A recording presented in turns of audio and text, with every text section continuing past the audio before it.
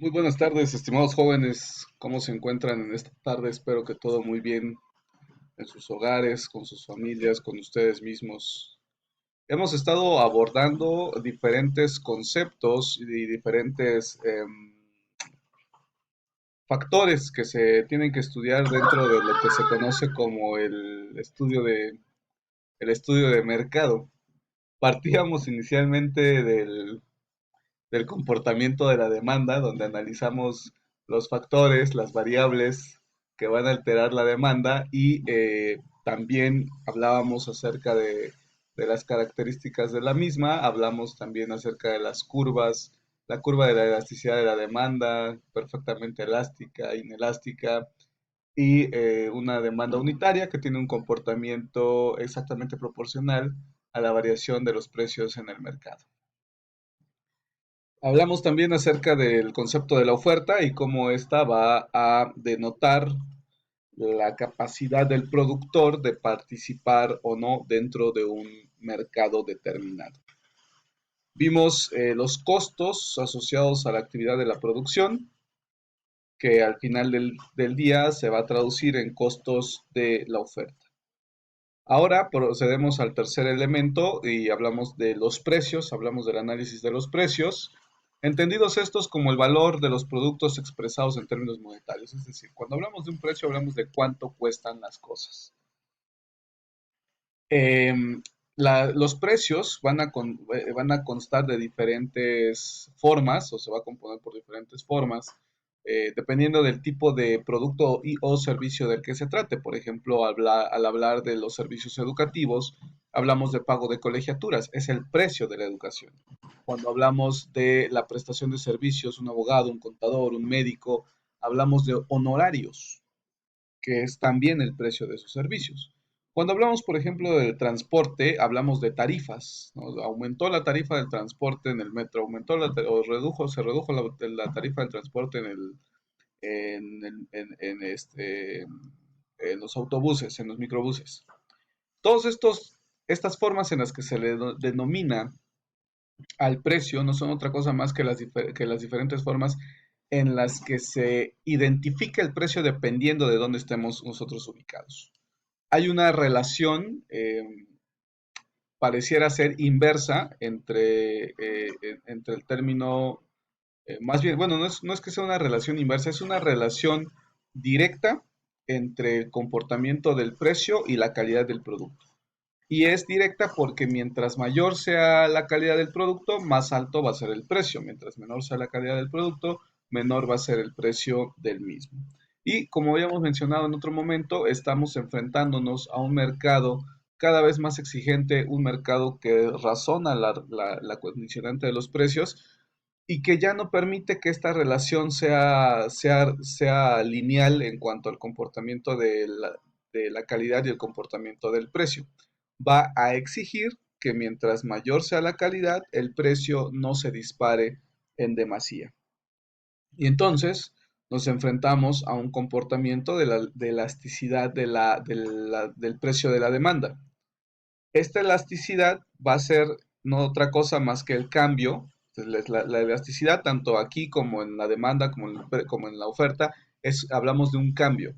Entonces, la elasticidad de precios de la demanda es básicamente el cambio que, va, que vamos a centrar en el precio como consecuencia de la modificación de otras variables. Si nosotros nos regresamos rápidamente a la proyección de los comportamientos de la oferta, por ejemplo, aquí hablábamos de una variación en el precio, es decir, voy a cambiar el precio en la elasticidad de la oferta y en términos de la elasticidad de la demanda también voy a ver una modificación de precio.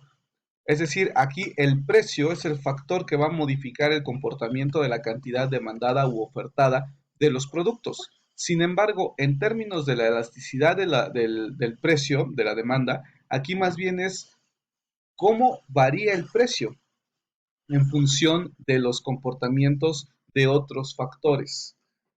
¿Sale? Y aquí entonces vamos a ver que vamos a encontrar una reacción, ¿sale? Una reacción causística o causal, pues, entre las variaciones que se generan a nivel de precio, que motiva la modificación del precio, y después cómo el precio va a motivar la variación de la demanda ante esta variación. El objetivo pues siempre va a ser alcanzar un equilibrio.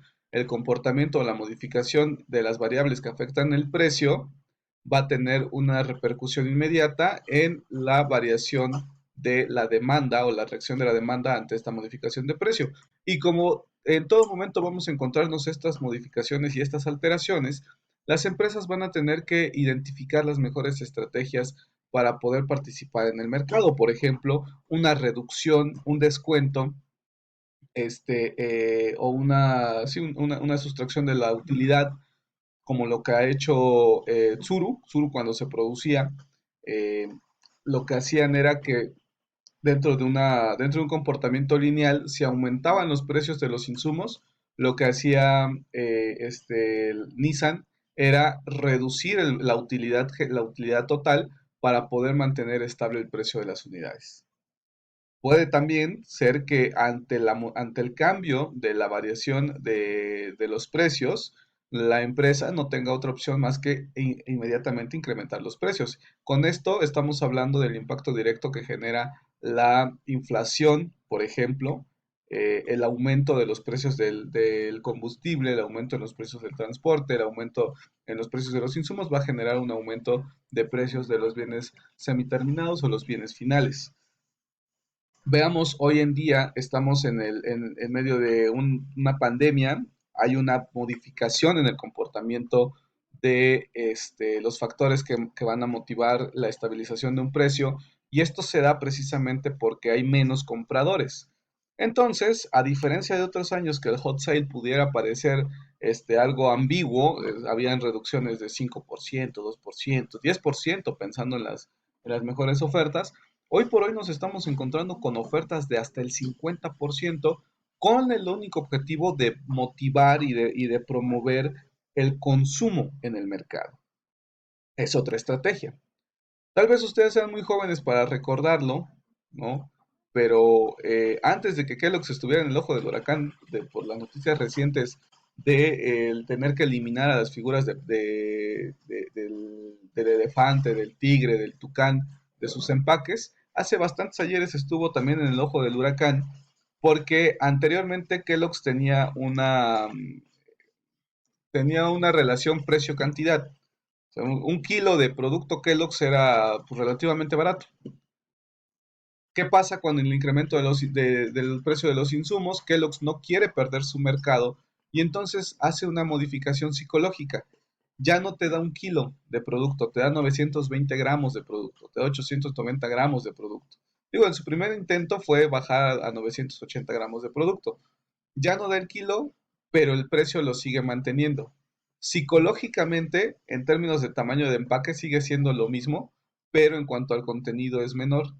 Pero el consumidor se deja ir por el empaque, sigue siendo el mismo tamaño, voy a seguir adquiriendo ese mismo producto.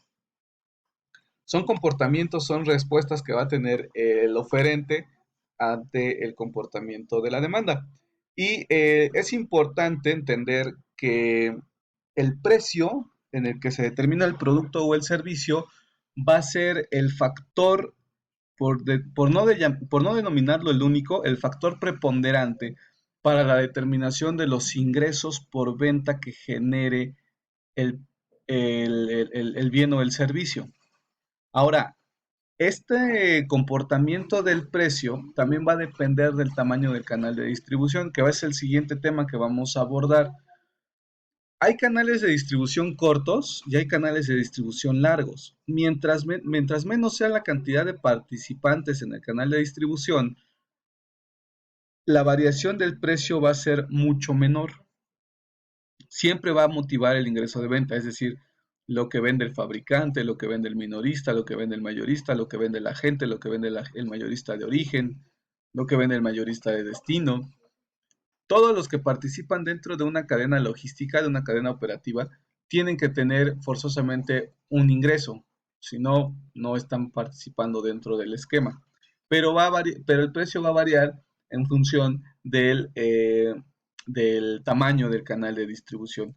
Ahora, ¿cómo nosotros vamos a determinar el precio? En función de todos los elementos que ya consideramos anteriormente, el comportamiento de la demanda, el comportamiento de la oferta, el costo de producción y también es importante el tamaño del canal de distribución. Somos pocos, somos muchos los que estamos vinculados.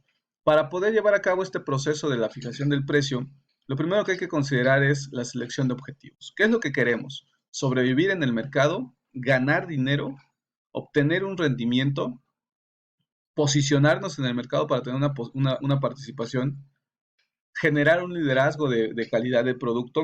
Si busco liderazgo de calidad, precio alto. Si busco participación en el mercado, precio estándar. Si busco rendimiento, precio con ganancias. Si busco generar utilidades, precio con ganancias. Si busco sobrevivir, lo que me costó más un centavo y estoy sobreviviendo dentro del mercado. La determinación de la demanda del producto, cuánto este producto se demanda. Mientras menor,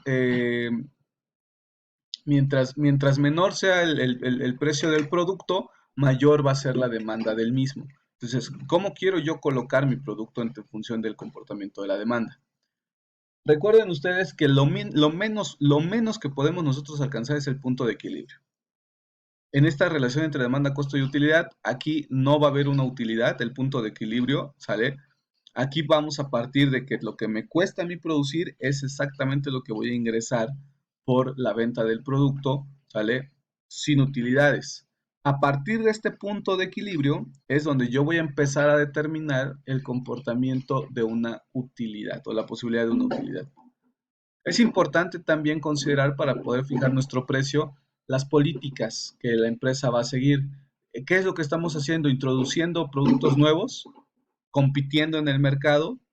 Hay que considerar la regulación gubernamental. Por ejemplo, no sé si ya les había comentado en otra sesión, estamos nosotros haciendo una evaluación de un producto que se va a importar para un cliente en Aguascalientes. El producto, en términos generales, en mercado mexicano, bueno, en origen más bien, está a una razón de 50 pesos, 50, 45 pesos por unidad. Pero las regulaciones gubernamentales para que ese producto pueda entrar a México prácticamente multiplican por 4 el precio final del producto. Por la condicionante del cumplimiento de las normas oficiales mexicanas, que eso es un costo, por la condicionante del pago de los impuestos, de los derechos, de los aprovechamientos, de todo lo que se tiene que pagar en términos operativos del transporte, de las cargas, descargas, maniobras, consolidaciones, desconsolidaciones de la mercancía en las diferentes etapas del proceso operativo y el proceso logístico. Entonces, el cumplimiento de todo esto modifica el precio del producto. Las condiciones económicas del mercado, las condiciones económicas en el mundo como en este momento lo estamos viviendo. Los objetivos de una política de precio, que es lo que yo podría pretender alcanzar, que está directamente relacionado con esto que ya habíamos mencionado con anterioridad, y esta relación de costos y utilidad, es decir, voy en cada etapa considerando los elementos anteriores. Métodos para poder seleccionar, para poder fijar el precio, me baso en la demanda, en los costos o haciendo un análisis de los precios de los competidores. Se demanda mucho, me cuesta poco, pero los competidores lo tienen en un precio eh, este, de mi costo más un peso. Bueno, pues desde ahí probablemente pueda yo empezar a partir, ¿sale? Y finalmente, para poder fijar el precio final, como ya vimos, estas etapas son consecuentes, es decir, no es hago esto o esto o esto o esto o esto. Es hago esto, primero selecciono objetivos, determino la demanda, vinculo la relación entre costo, utilidad y demanda, hago mi política de precios, determino cuál es el método con el que me voy a amparar para fijar mi precio y fijo mi precio final. Consideraciones psicológicas, no es lo mismo vender en 50 que en 49.99. Esto es fundamental, muchachos. Los centavos son básicos, no porque de entrada no existen, al menos en la economía mexicana, este retorno de centavos, pero si yo digo, mi producto cuesta 15,72 centavos, es más atractivo que si digo mi producto cuesta 16 pesos. ¿Sale? Y bueno, consideramos estos y también nos basamos en los insumos, materias primas, precios de mano de obra, administración, comercialización y la determinación de algo que vamos a llamar precio mínimo.